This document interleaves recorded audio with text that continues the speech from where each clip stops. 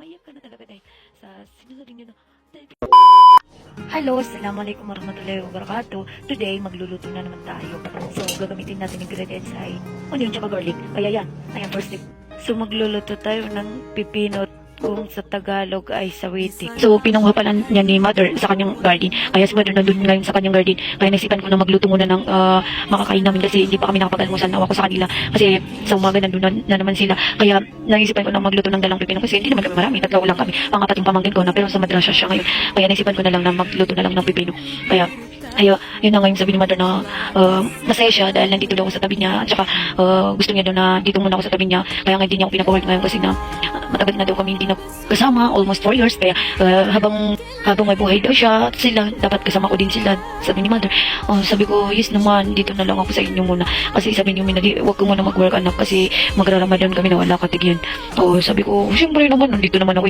Gustong magramadan na kasama kayo, hindi naman habang buhay nakasama ko kayo. Sabi niyo, oo naman anak, alam mo naman anak na, hindi habang buhay nandito kami, dapat sulitin mo habang nandito kami sa, mapapayak tuloy ako, sabi ni mother. Sabi ko, don't worry, habang nandito ako, susuportahan ko kayo, gagawin ko din lahat. Kaya promise ko din sa kanila na magraramadan ako kasama sila. Pero sinabi ko kay mother na sana payagan din naman akong mag-work na habang nandito pa sila. Kasi na paano ko susukliin yung pinapaaral nila sa akin noon, paano ko mapalitan yung pinanggasto nila sa akin, halos lahat ng na gusto ko. Sabi ni mother, okay lang yun anak kasi gagawin ko naman lahat eh. Sabi ko, mother, magkay ko naman. Dati, ginagawa mo lahat para sa akin. Pero ngayon, dapat payagan mo din akong mag-work para naman sa inyo. Kahit pa paano, hindi kayo mapagod.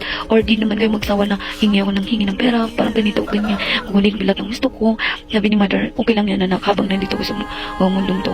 Na ng gusto. Kaya nga hindi tayo pinapawork ni mother tsaka father. Si father, asa ngayon siya sa akin, pero si mother talaga. Pero sinabi ko naman sa sarili ko na, totoo, baka naman may posibilidad na. Kaya ngayon, pa-working ako ni mother kasi hindi ko alam. Pero para sa akin, nasulit-sulitin ko habang nandito sila. Kasi hindi naman habang buhay nandiyan yung parents natin. Susulitin ko na kasama sila kasi yun na nga guys. Di ko makapagsalita ng maayos kasi sa tingin ko kita ako talagang umiyak na ako. Grabe guys. So para daw sa akin, tatapusin ko muna yung Ramadan kasama sila. Buti pa nga daw nabutan ko sila na malakas pa sila. Kaya naisipan ko din na what if dito muna lang ako. Kasi almost naman 4 years na hindi ko sila nakasama. Tapos lalayo ako na hindi ko sila makikita. Siyempre naisipan ko talaga, sinabi ko na matagal na kayo na nakaedad na ako, nasa tamang edad na ako. Sana payagan mo mag-work. Sabi niyo, naman pagtapos mo anak, gagawin mo lahat sa soon ka na kuha na nga din. So ngayon nagtapos na ako. Gusto ko lang magka-work. Pero si Umi talaga, ayaw niya talaga kasi nga wala daw siyang kasama. Paano nga daw kung nandito na nga daw siya, tinadidip natin yung na natin na sisiya ka kasi doon mo lang naman tinatayakan sa kasi. So, kahit ganoon, so feel mo, maiyak ka na talaga dahil sa sinasabi niya na dahil kaya ako naman tinatayakan yan. So guys, hanggang dito na lang po sa tuwing magkikwento kasi ako, naiyak ako. Kaya kakain muna kami ni mother. Si father, may ngitangan din na desolate ka ba hindi bigay-sugay ko mga apo yan. Sige lang, magsugay-sugay kayo ng mga apo mo.